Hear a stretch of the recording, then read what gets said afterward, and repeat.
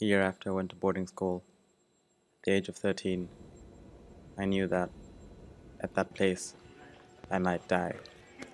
It was a haven, a safe place, but I had just come to terms with the demons within my own mind. It was hard, but in a way you helped me through it. You didn't question or really ask me how I was, but you just were there. I remember when you saw my crappy poems and you laughed at me and we all laughed it off together. Or when you helped me name one of the most important characters in my first novel. You were there when I finished it.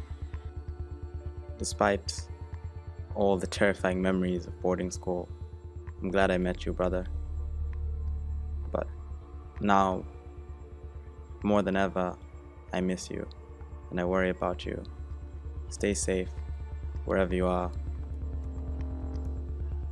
And if you ever need help, ask me. But the more I think about it, the more I realize that I can't go back home if you're not there and deal with all the rage and the anguish and the violence. I don't think I could do it without you, brother. So stay safe. And you've always got an ear open here with me.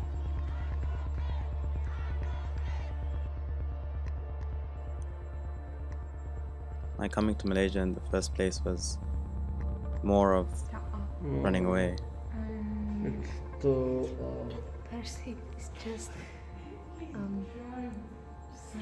fuck off and sort of, I'm with my pussy.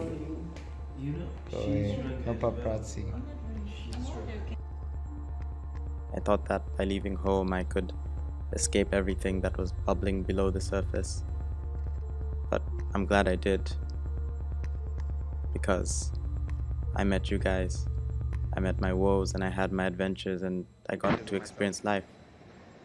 You always found it disturbing, but I always said that I was supposed to die at 17 and everything else is just New Game Plus.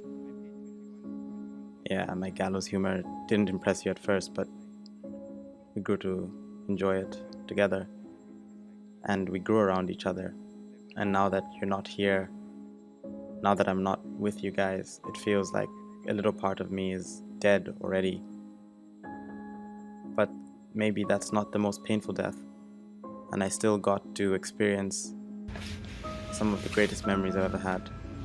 But looking back at those times and looking at the way I smiled and how different I was, I can't help but feel that I've lost something irreplaceable, because I don't smile the same way anymore and I don't live the same way anymore. Am I me? Or is this me a different person? And when you meet this different person, whenever we do meet again,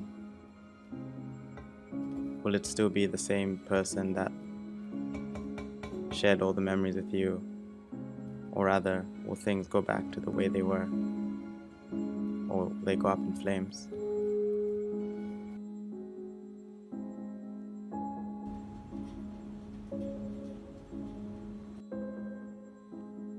When I went home, I had my pets for the first time in 3 years, and it made me realize something.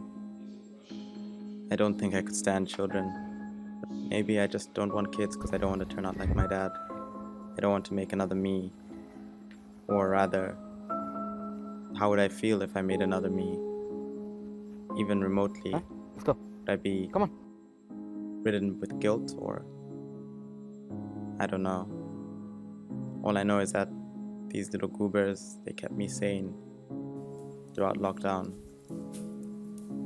and kept me from experiencing a dog's death. It's ironic in a way. They say dogs try to find a quiet place away from home to die. Maybe that's why I left home and why I left you, Mom.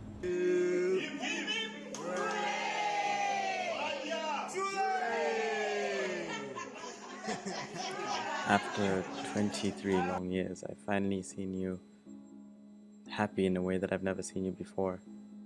And even though our means are, well, Well, we're fucking struggling right now, but we're happy. But I'm not able to share that happiness with you, am I? And the home that we so lovingly restored, it's our home now, and we can take pride in it. But sometimes I wonder, if I wasn't born, maybe you would be happier.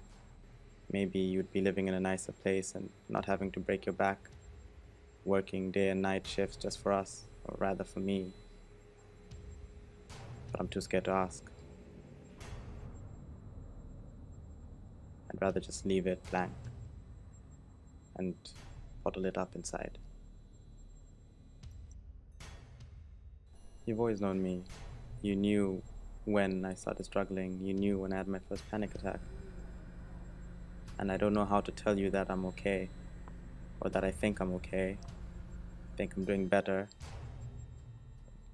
in a way. I'm experiencing new things, meeting new people, making new friends. And that's always been something that's worried you. It took 20 years for me to go see a specialist and find out that, or what, I'm bipolar or autistic or what have you, every other name in the book. And I know you worry about me not having my own place and, not being able to cook. And these coffin rooms are coffins, but it's not much different from what goes on in my own head, really. And I know you also worry about, me not being able to eat enough, but there is food around and it's cheap and it's quite healthy. And I can't wait until you visit and I can show you around, I guess.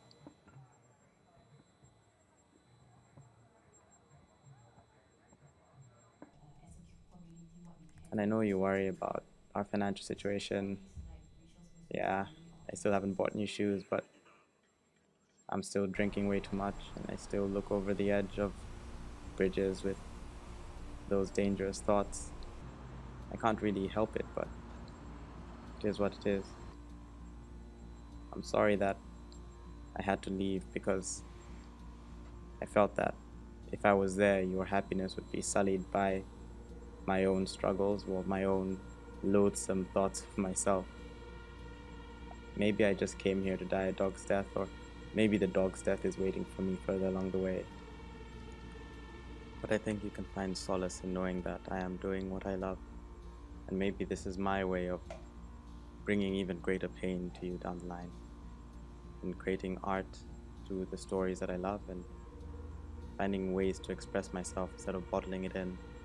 I can't really speak to anyone about this. I can't really speak about it. I've never been able to, and you've just instinctively known what I felt, what I think. But maybe this is my way, third time's a charm, of not dying a dog's death. Or is it?